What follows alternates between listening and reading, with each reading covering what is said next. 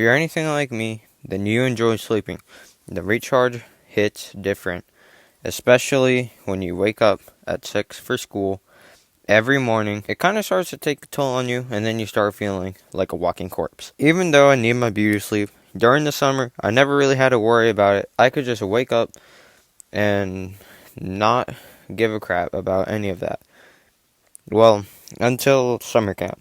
Now, during my summer camp, I had to stay in a cabin with a bunch of kids my age for a week. We also learned about science, but I don't care about any of that. I'm talking about the bunking experience. Now, the cabin smelled and had dead cockroaches everywhere, and some of them were even on my bed, so that was an experience. Now, I could go on how unsanitary it was, but the worst part wasn't the conditions. No. It was sleeping. Now, I had this kid that I'm going to call Gray, and we were pretty good friends at the time, along with other friends that I had during camp, but I'm not going to talk about them. So the first night wasn't really any trouble. I mean, sure, the bed felt like cardboard, and the sheets felt like sandpaper, but I'd say that it was a pretty good experience overall.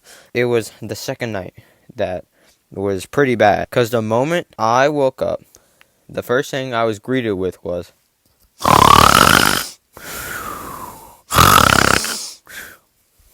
when I woke up, I actually thought that we were being invaded by like some alien force or something. Of course, when I realized that I wasn't in a sci-fi movie, I didn't know what was happening until I looked at Gray.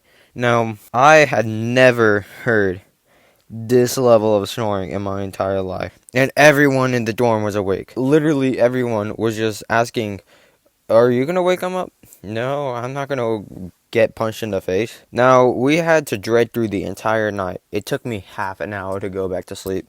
And sometimes I would just think what it must have been like to be right next to him. Because, man, it was already loud. Now, in the morning, we all told him he needed to give us a 30-minute head start before we fell asleep, because it was just unbearable. Now, every single night after that, it was a race to see if we could fall back asleep before we had to relive that experience. I've never felt so much pressure into falling asleep in my 15 years of existence. It's just, I can't even fathom, like, how. Thankfully, he does have a 3DS on him, so he did play Pokemon before he fell asleep. But, man, it was just, wow.